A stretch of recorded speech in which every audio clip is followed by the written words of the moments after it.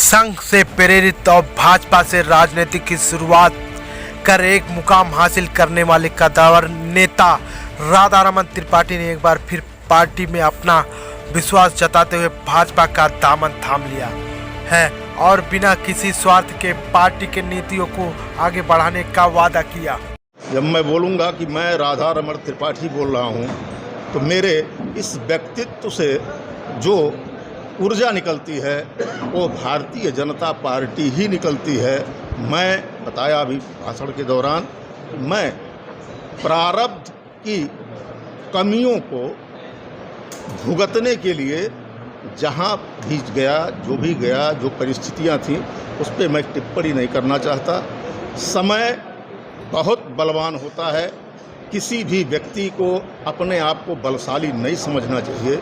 समय जब चाहता है, जहाँ चाहता है वैसा कराता है। और भारतीय जनता पार्टी राष्ट्रीय स्वयंसेवक संघ ये जन्म से मेरे संस्कारों में है। मैं इसके विपरीत मंच से कभी भाषण नहीं दे पाता हूँ।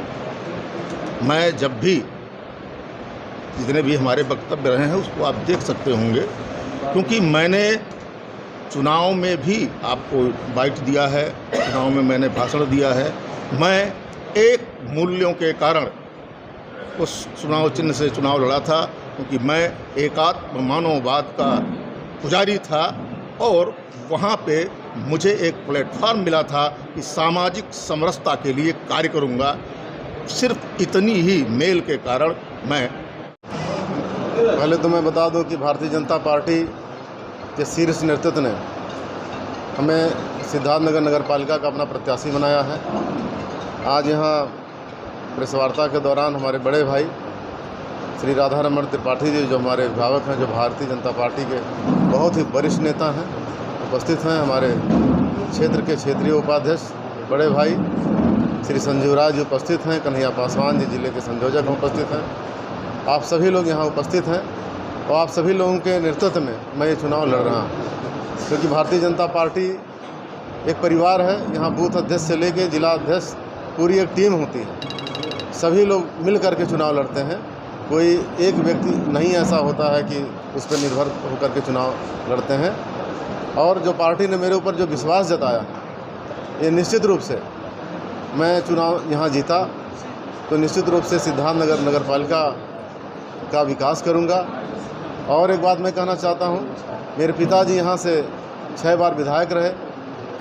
लगातार उन्होंने सिद्धार्थनगर में अपना बहुत योगदान दिया। जिला बनवाने से लेकर के तमाम काम उन्होंने किया। सीट अनुसूचित होने की वजह से हम चुनाव नहीं लड़ पाए थे, लेकिन ईश्वर को शायद मंजूर था कि उनकी कुछ योजनाएँ अधूरी रह गई होंगी, इसीलिए मैं यहाँ का प्रत्याशी बना।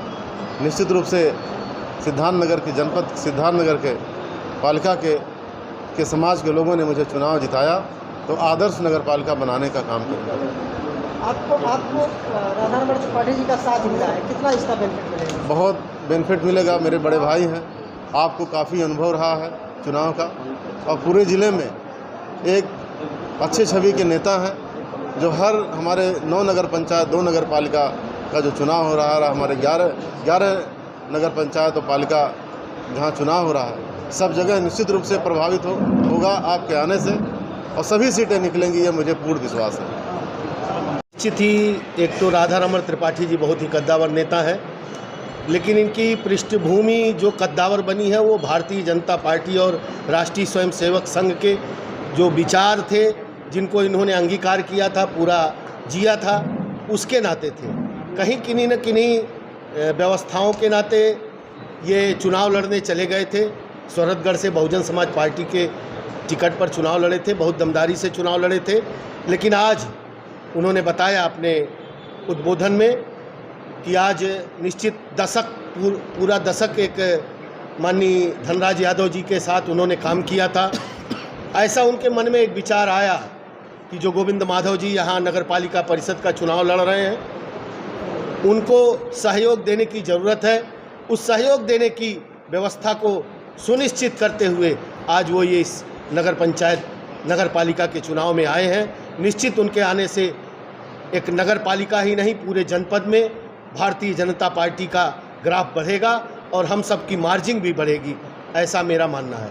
क्या लगता है कि स्थिति ठीक रहेगी निकाय चुनाव में? क्या देखते निकाय चुनाव में पूरे उत्तर प्रदेश में हमारी पहले चरण में भी स्थिति ठीक रहेगी और दूसरे चरण में भी स्थिति ठीक रहेगी।